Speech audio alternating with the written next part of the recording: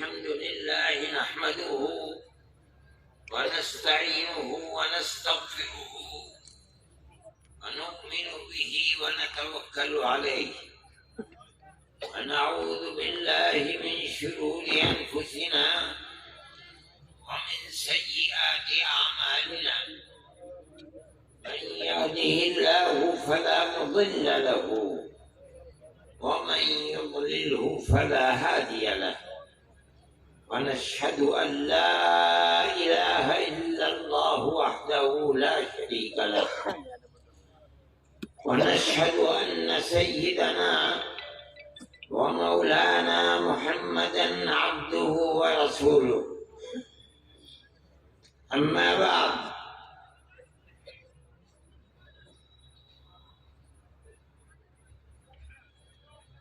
پنجاب ہریانہ ہماچل اور چنڈی گڑھ کے نائب امیر شریعت حضرت مولانا الیاس صاحب اور اس پروگرام کے اندر علماء میوات اور قرب و جوار کے شریک ہونے والے علماء سے وابستہ حضرت امیر شریعت سے وابستہ اور جمعیت علماء سے تعلق محبت رکھنے والے ورکرز اور افراد، میں اپنی عمر اور طرح طرح کے عوارض اور بیماریوں کی وجہ سے حقیقت یہ ہے کہ آنے کے لائق نہیں تھا، لیکن حضرت مولانا محمد الیاس صاحب نائب امیر شریعت اور میرے محترم میاں جی رمضان صاحب اور دوسرے جمعیت کے احباب کا اصرار تھا، میں آ گیا۔ اور اگر مجھے یہ معلوم ہوتا کہ یہ جگہ 100-125 کلومیٹر ہے تو میں ہرگز بھی نہ آتا۔ میں تو یہ سمجھا کہ گھنٹہ 1.5 گھنٹے میں پہنچ جاؤں گا، مگر یہاں پہنچنے میں تو 3 گھنٹے لگ گئے، اور اب یہاں سے واپس جانے میں اور 3 گھنٹے۔ لیکن مجھے آپ حضرات کے اتنی بڑی تعداد میں امارت شرعیہ کے سلسلے میں جمع ہونا مجھے آنے کے بعد بڑی خوشی ہوئی۔ پتہ چلتا ہے کہ آپ حضرات کے دلوں میں اپنے علماء کی قدر ہے، دین کی قدر ہے، اسی لیے اس موضوع کے اوپر آپ حضرات کی تشریف آوری اتنے بڑے مجمع کے ساتھ ہوئی ہے۔ اللہ آپ کے دلوں میں اور آپ کی اولاد اور نسلوں کے دلوں میں دین اور دین سے وابستہ علماء سے اس والہانہ تعلق کو قائم رکھے۔ میرے محترم بزرگوں اور دوستوں، امانت شرعیہ کا یہ نظام آپ کے اس صوبے اور خاص طریقے پر میوات میں تقریباً 10-12 یا 15 سال سے قائم ہے۔ میرے پاس مولانا خالد صاحب مرحوم اس وقت آئے اور آ کے کہا کہ ہم امارت شرعیہ کے لیے کسی آدمی کا انتخاب کر دیا جائے تو اس کو قائم کریں گے۔ میں نے کہا بتائیے کون آدمی ہے؟ انہوں نے مجھے بتایا کہ مولانا اسحاق صاحب مرحوم اس کام کے لیے مناسب رہیں گے۔ میں ان کو لے کر اس وقت کے امیر شریعت کے پاس گیا اور میں نے ان سے عرض کیا کہ میوات میں جس سے وابستہ اور بھی ایسے صوبے ہیں جن میں مسلمانوں کی تعداد کم ہے، مولانا جانے پہچانے آدمی ہیں، آپ انتخاب فرما دیں۔ اللہ غریق رحمت فرمائے، انہوں نے میرے سامنے ہی ایک کاغذ کے اوپر مولانا اسحاق صاحب کا نام لکھ کر کے اور 2-4 جملے کہ میں ان کو نائب امیر شریعت کی حیثیت سے ان کے نام کو منظور کرتا ہوں، وہ مجھے دے دیا۔ میں نے مولانا خالد صاحب مرحوم کو دے دیا۔ لیکن یہ قدرت کا کرشمہ ہے کہ مولانا اسحاق صاحب بیمار ہو گئے اور ایک لمبی بیماری صاحب فراش، چلنے پھرنے سے معذور ہو گئے۔ امارت شرعیہ کے پلیٹ فارم سے کام جو ہونے چاہیے تھے وہ کام نہیں ہوتے۔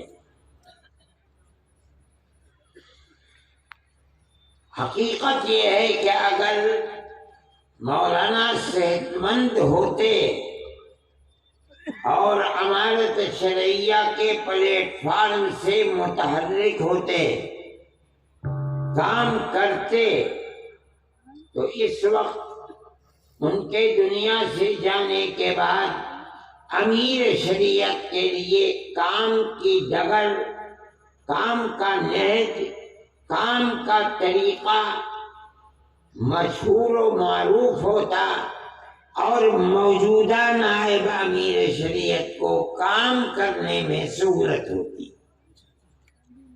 لیکن وہ علماء جن کو مولانا الیاس صاحب نے پکڑا ہے اور جو اپنی خوش قسمتی سے دین کے اس کام پر لگتے ہیں اور لگنے کا ارادہ رکھتے ہیں، اور مجھے خدا کی ذات سے توقع ہے کہ اللہ ان کے دل میں لگن اور اخلاص پیدا فرمائے گا، اور جن لوگوں کو ضرورت ہوگی خانگی اور گھریلو معاملات کے اندر ناچاقی اور مسائل کے پیدا ہونے پر، تو بجائے اس کے کہ وہ کورٹ میں جائیں، محکمہ شرعی کے کام کرنے والے لوگوں کے سامنے اپنی تحریر دیں گے کہ ہمارے اختلافات ہیں، ہم آپ کو حکم بناتے ہیں اور آپ جو فیصلہ کریں گے ہمیں منظور ہوگا، ان کو حکم بنا کر سالس کے طریقے کے اوپر رکھیں، معاملات کو رکھیں، اور وہ اللہ کو اپنے سامنے حاضر و ناظر سمجھ کر بغیر کسی رعایت کے قرآن و حدیث کو اپنے سامنے رکھ کر اس کے مطابق فیصلہ دیں۔ یہ ضروری ہے آپ اس چیز کو سمجھیں کہ عدالتی نظام ساری دنیا کے اندر رائج ہے، آپ اگر حکم اور حاکم بن کر بیٹھیں گے تو آپ کے خلاف مقدمے ہوں گے، آپ ہار جائیں گے، آپ کا نظام بند ہو جائے گا۔ اگر آپ کسی چیز کو چلا سکتے ہیں تو اس کی صرف ایک ہی صورت ہے کہ آپ محکمہ شرعیہ چلانے والوں کو ثالث بنائیں اور یہ کہیں کہ ہمارا جھگڑا ہے، ہم آپ کے سامنے پیش کرتے ہیں، آپ ہمارے جھگڑے کے درمیان میں فیصلہ فرما دیں۔ اس تحریر کے بعد جس پر دونوں فریقوں کے دستخط ہوں گے یہ چیز چلے گی، بجائے اس کے کہ آپ لاکھوں اور کروڑوں روپیہ عدالتوں کی نظر کر دیں، فقیر بن جائیں، زمینیں بک جائیں۔ یہ بہت آسان چیز ہے کہ جس کو مثل مشہور ہے کہ ہلدی لگی نہ پھٹکری اور رنگ آیا چوکھا، اس طریقے پر آپ کام کر سکیں گے۔ لیکن میں حضرت مولانا سے عرض کرتا ہوں کہ جو حکم بنیں گے، ثالث بنیں گے، وہ مدرسوں کے پڑھانے والے لوگ ہوں گے۔ یہ ایک دوسرا موضوع ہے کہ دو آدمیوں کے درمیان میں دونوں کے بیانات لینا، ان بیانات کو لے کر کے پھر آپس میں ہو سکتا ہے ضرورت جرح کی پڑ جائے، اس کی بنیاد کے اوپر ہو سکتا ہے گواہوں کی ضرورت پڑے۔ فیصلہ کرنے کے لیے وہ طریقہ جو عدالتوں کے اندر چلتا ہے، سمجھنے کے لیے ٹریننگ کی ضرورت ہے۔ میں ان حضرات سے مولانا سے میں نے منصور پوری سے مولانا سلمان صاحب منصور پوری سے میں نے کہا تھا کہ حضرت مولانا جب متعین کر دیں کہ اس جگہ یہ، اس جگہ یہ، اس جگہ یہ، ان کو 1 2 3 4 دن کے لیے بلاؤ، جو لوگ طریقہ جانتے ہیں ان کی ٹریننگ کریں، انہیں بتائیں، تاکہ فریقین میں کسی کو اپنے دل میں یہ حسرت نہ رہے کہ معاملہ صاف نہیں ہوا اور ہم اپنے دلائل پیش نہیں کر سکے، یا ہم نے پیش کیے انہیں قبول نہیں کیا جا سکا۔ ہر چیز تحریر میں لے آنی چاہیے۔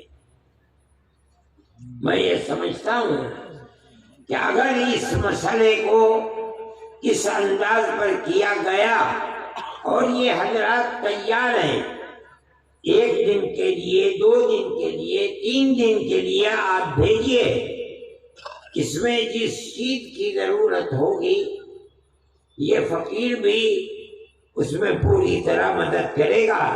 اگر اور حضرات کو ٹریننگ دینے والوں کو بلایا گیا تو میں اس سلسلے میں ان سے گزارش کروں گا کہ وہ آئیں اور آ کر ان حضرات کی ٹریننگ کو مکمل کریں، چاہے 1 مرتبہ، چاہے سال میں 2 مرتبہ، جب ضرورت پڑے انشاءاللہ میں اور یہ حضرات آپ کی مدد کریں گے۔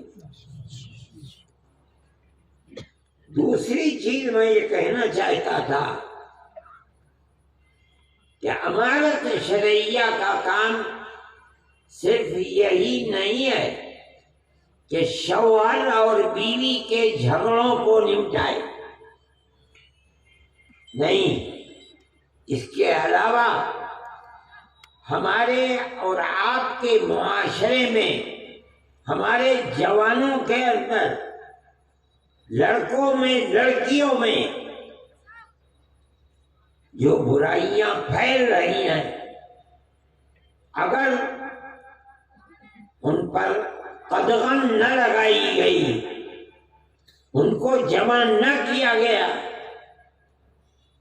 اور جہاں بھی علماء ہیں، جس گاؤں میں ہیں، جس شہر میں ہیں، جس محلے میں ہیں، اگر ان کے ہاتھ کو نہیں پکڑیں گے تو ایک دو نسلوں کے بعد آپ کی ان آبادیوں کے اندر ٹوپی پہننے والے اور مسجدوں کو آباد کرنے والے لوگ نہیں ملیں گے، خدا نخواستہ۔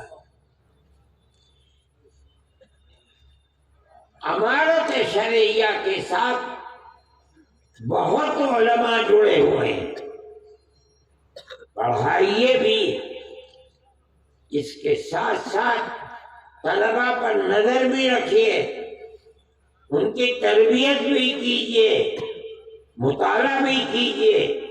اس کے ساتھ ساتھ ہر جوان کو دیکھ بھال کر کے اس کے ہاتھ کو پکڑنا اور اس راستے کو بتانا جو آپ کے آباء و اجداد کا راستہ ہے، علماء کا راستہ ہے، اللہ کے نبی کا بتایا ہوا راستہ ہے، اس راستے پر لے کے چلے۔ یہ بھی امانت شرعیہ کا ایک بنیادی طریقہ کار ہے۔ اگر آپ اس کو نہیں اپنائیں گے تو آپ کا کام مکمل نہیں ہے۔ وہ ماں باپ جو اپنے بچے کو دیکھ رہے ہیں کہ وہ راستے سے ہٹا ہوا ہے، علماء کو بتائیں۔ علماء کا یہ فرض ہے کہ جائے، قریب کرے، محبت اور پیار کے ساتھ سمجھائے، اور امر بالمعروف اور نہی عن المنکر کر کے اس کو سیدھے راستے پر لائے۔ یہ فرض ہے۔ کچھ سے لوگوں نے اس سفر میں بھی بتایا، پہلے بھی بتاتے ہیں، کہ لوگوں کے اندر جوا، سٹا، شراب، بدکاری پہلے سے بہت زیادہ ہے، اور یہ چیز آپ کی بھی عفت و پاک دامنی کے اوپر پھٹا لگائے گی۔ آپ کے بچے اگر محفوظ نہیں ہیں، لڑکے، یاد رکھیے کہ آپ کی لڑکیاں بھی محفوظ نہیں رہ پائیں گی۔ دنیا کے اندر آج وہ طبقے ابھر رہے ہیں، طاقتور بن رہے ہیں، جن کا مقصد یہ بنا ہوا ہے کہ وہ مسلمان بچیوں کو آوارہ گردی کا شکار بنائے۔ مخلوط تعلیم اور موبائل سب سے بڑا ذریعہ ہے بربادی کا۔ بچیوں کے ہاتھ میں موبائل، گھر کے اندر اور گھر سے باہر، یہ ان بچیوں کی بربادی کا سب سے بڑا ذریعہ ہے۔ ایسے واقعات ہوتے ہیں کہ بچیاں مخلوط تعلیم کے اندر نہیں ہیں، لڑکیاں لڑکیوں کے اسکول میں ہیں، لڑکے لڑکوں کے اسکول میں ہیں۔ اس کے باوجود ایک تو وہ ٹیچر جو ان لوگوں کے ہاتھ میں ہیں جو ان بچیوں کو برباد کرنا چاہتے ہیں، دوسرے موبائل، انہوں نے اس کے باوجود ان کو برباد کر دیا۔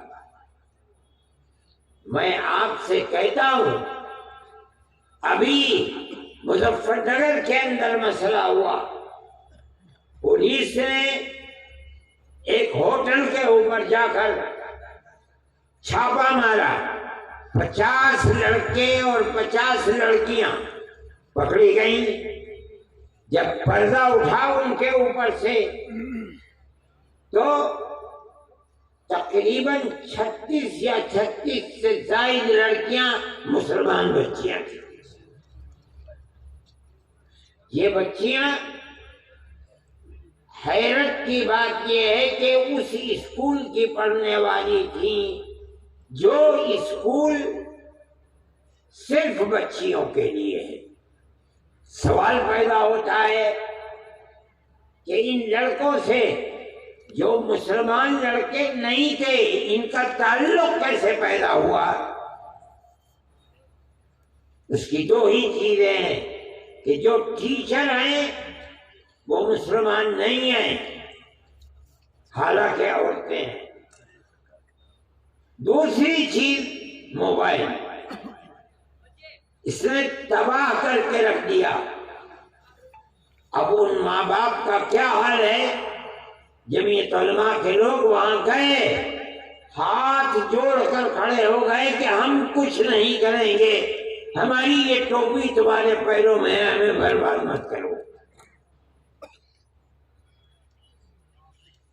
ان لوگوں نے مجھ سے کہا، میں نے کہا چھوڑ دو۔ جنہیں خود اپنی بربادی کے اوپر رونا آتا ہے اور انہوں نے اپنی بچیوں کے ہاتھ کو چھوڑ دیا اور یہ سمجھتے ہیں کہ موبائل اور اسکول میں پڑھنا انہیں نقصان نہیں پہنچائے گا۔ میں آپ سے کہہ رہا ہوں کہ آپ اگر اس پر قدغن اور روک نہیں لگائیں گے تو آپ اپنی بچیوں کی عفت و پاک دامنی کی حفاظت نہیں کر سکتے۔ حضرت امیر شریعت صاحب میرے پاس بیٹھے ہوئے ہیں، میں یہ کہنا چاہتا ہوں، اور بہت علماء ہیں، اس کے لیے پروگرام بناؤ، اپنی قوم کو راہ راست پر کس طرح لایا جا سکتا ہے، اپنی زندگی کو کھپا دو، لگا دو۔ اگر اس کے اندر کوتاہی ہوگی تو آنے والے 50 سال کے اندر کتنی بربادی ہوگی، آج آپ اس کا تصور نہیں کر سکتے۔ ایسے لوگ ہیں ملک کے اندر جن کا پروگرام یہی ہے کہ مسلمانوں کے گھروں کے اندر عفت و پاک دامنی کا جنازہ نکالا جائے، اور وہ اس کے اوپر لگے ہوئے ہیں۔ میں خواہ اس چیز کو، یہ مجمع، یہ جلسہ وہ سننے کے لیے نہیں ہے۔ میں یہ کہتا ہوں، ماں باپ سے بھی کہتا ہوں، علماء سے بھی کہتا ہوں، امارت شرعیہ کے ذمہ داروں سے بھی کہتا ہوں کہ خدا کے لیے قوم کی فکر کرو۔ صرف اتنی بات کافی نہیں ہے، صحیح ہے، جمعیت علماء کا پروگرام ہے کہ آپ وہ اسکول جن میں 5ویں کلاس کے بعد مخلوط تعلیم ہے، آپ مخلوط ملی جلی لڑکے اور لڑکیوں کی تعلیم کو بند کریں۔ خدا نے جن کو طاقت دی ہے، 10 20 25 50 آدمی مل کر تھوڑی سی زمین دے کر بچیوں کے لیے الگ اسکول، بچوں کے لیے الگ اسکول بناؤ۔ کوشش کرو کہ بچیوں کی اسکول کے اندر پڑھانے والی مسلمان ٹیچر مہیا ہوں۔ ان اسکولوں کے اندر عورتوں کی جماعتیں بھیجو، ان بچیوں کی تربیت کریں، ان کے ہاتھ میں موبائل نہ دو، تاکہ ان کے خیالات پراگندہ نہ ہو۔ اپنی آنے والی نسل کی حفاظت کے لیے یہ ضروری ہے، ضروری ہے، ضروری ہے۔ ورنہ ہم اپنے جس ملک میں رہتے ہیں جہاں سیاست ہندو مسلم اکثریت اور اقلیت کی نفرت کے اوپر ٹکی ہوئی ہے، وہ آپ کے اور آپ کے بچیوں کی عفت و پاک دامنی کو زندہ نہیں رہنے دینا چاہتے۔ یہ آپ کی ذمہ داری ہے کہ آپ اپنی آنے والی نسل کو العیاذ باللہ ارتداد سے بچائیں اور انہیں مسلمان چھوڑ کر مریں۔ اس کی کوشش کیجیے کہ وہ بھی جب وقت آئے تو مسلمان رہتے ہوئے مریں۔ یہ ہماری ذمہ داری ہے۔ قوا انفسکم واہلیکم نارا، اپنے آپ کو بھی جہنم کی آگ سے بچاؤ، اپنی آل اولاد اہل خانہ کو بھی جہنم کی آگ سے بچاؤ۔ یہ جبھی ہوگا جب ماں باپ، بہن بھائی، بڑے اور چھوٹے اس نقطۂ نظر میں سب متفق ہوں کہ ہمیں اپنے گھر در، اولاد، بیوی، بچے، بچیوں، سب کو جس طرح ہم مسلمان ہیں انہیں بھی مسلمان ہی بنا کر دنیا سے جانا ہے۔ یہ بھی امانت شرعیہ کا پہلو ہے، ضروری ہے۔ اس لیے آپ حضرات جس ولولے اور جذبے کے ساتھ آئے ہیں، میں آپ سے کہتا ہوں کہ آپسی گھریلو جھگڑے یقیناً ان کا حل ہونا چاہیے۔ امانت شرعیہ کا پلیٹ فارم اس کے لیے نہایت ضروری ہے، لیکن صرف یہی امانت شرعیہ کا کام ہے اور کچھ نہیں، غلط ہے۔ میں نے کہا کہ اپنی اور اپنی نسل کی حفاظت یہ کم ضروری نہیں ہے، ضروری ہے اور بہت زیادہ ضروری ہے۔ میرے بھائی، میں نے تو ان سے یہ کہا تھا کہ میں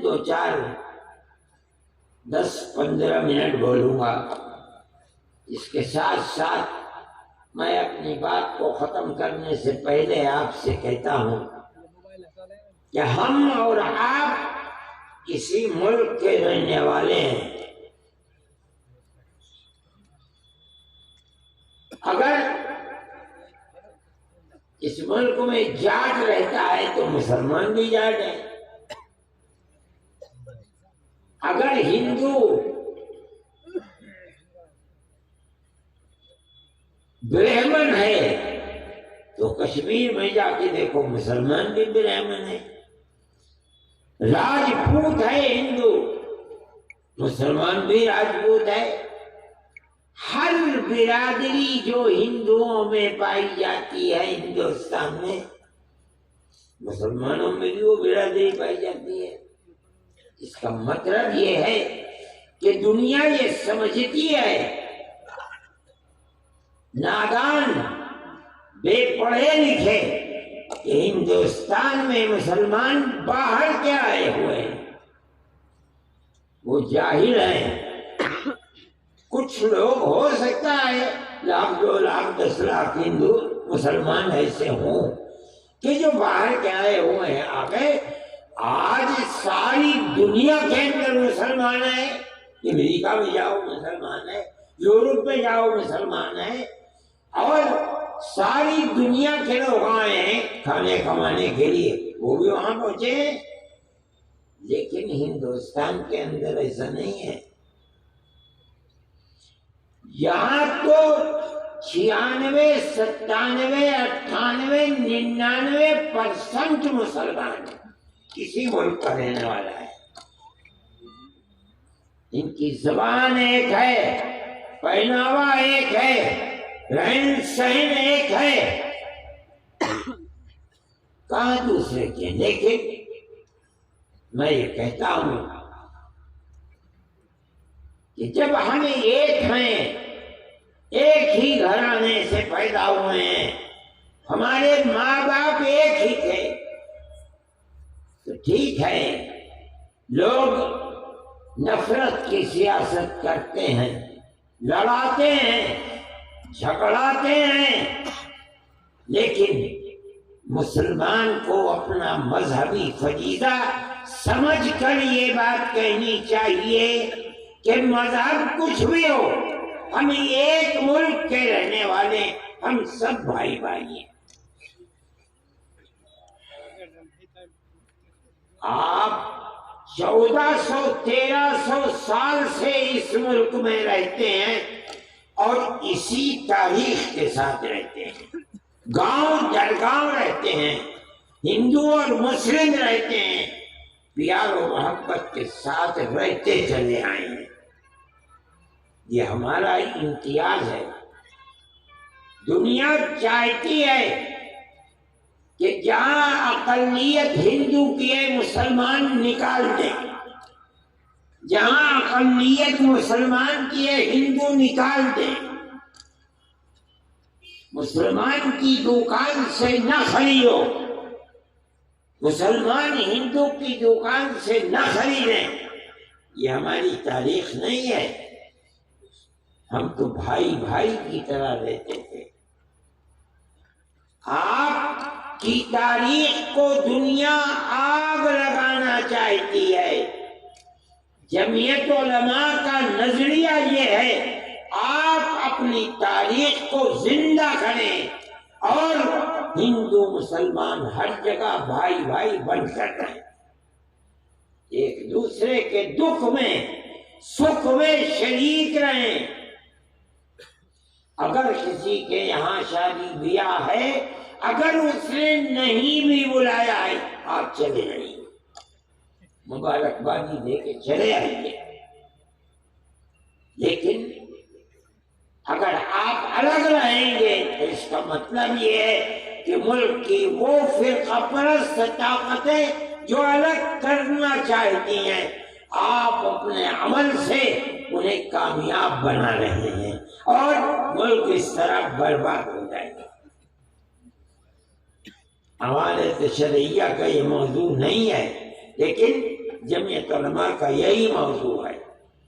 میں اتنا بڑا آپ کا مجمع ہے، میں اس دن دلی کے اندر میرا جلسہ تھا، ایک پنڈت جی کا بھائی میں بھی آؤں گا، اتنا بڑا ٹیکا یہاں لگا ہوا، صبح صبح آ گئے۔ میں نے کہا پنڈت جی چلو، وہ آ کے میرے پاس ہی بیٹھ گئے، بہت دیر دیکھتے رہے دائیں بائیں۔ اس کے بعد جب میں نے انہیں فون کیا بعد میں، پنڈت جی گئے تھے کیا دیا؟ کہنے لگے جی میں نے تو اپنے جیتے جی اتنا بڑا مجموعہ دیکھا نہیں تھا۔ میں نے کہا کوئی خراب بات راجی کیا بات کرو، اور اچھی بات کی تھی۔ تو میں یہ کہتا ہوں کہ پیار و محبت، ایک دوسرے کے دکھ اور سکھ میں بھائی بھائی کی طرح شریک ہونا، شریک رہنا، اس کو آپ اپنی زندگی کا مضبوط نصب العین اور نظریہ بنائیے، تبھی آپ عزت و آبرو، چین و سکون، امن و امان اور پیار و محبت کے ساتھ رہ سکتے ہیں، اور یہی آپ کی تاریخ ہے۔ آپ اس چیز کو سمجھیے جو میں کہہ رہا ہوں، اور اس پر اپنے آپ کو مضبوط کر دیجیے۔ کوئی کچھ بھی کہے، آپ اسی کو اپنا نصب العین بنائیے۔ علماء کو یہ بات لوگوں کے سامنے رکھنی چاہیے، اور اپنے باپ دادا پر دادا کی جو تاریخ تھی جس کو مٹایا جا رہا ہے، آپ اس تاریخ کو زندہ رکھیے۔ دوسرے جو بات میں نے کہی ہے، بچیوں کے اسکول الگ، بچوں کے اسکول الگ بنائیے، اور ان بچیوں کے اندر اور بچوں میں بھی آپ تبلیغی جماعت کو، عورتوں کی جماعت ان اسکولوں میں، بچیوں کے، مردوں کی جماعت بچوں کے اسکول، ان کی صحیح تربیت کیجیے، رکھیے۔ بغیر تربیت کے تعلیم کچھ تعلیم نہیں ہے، بیکار ہے۔ اللہ تعالی آپ سب کی ہماری مدد فرمائے، دین و ایمان پر ثابت قدمی عطا فرمائے، ہمارے ملک کے اندر امن و امان کی فضا کو اللہ مضبوط فرمائے، اور جو لوگ ہماری تاریخ کو، ہندو مسلم تاریخ کو مٹا رہے ہیں، اللہ انہیں ناکام و نامراد فرمائے، ملک کو امن و امان کا گہوارہ بنا دے۔ وصلی اللہ تعالی علی خیر خلقہ سیدنا محمد وعلی آلہ واصحابہ اجمعین۔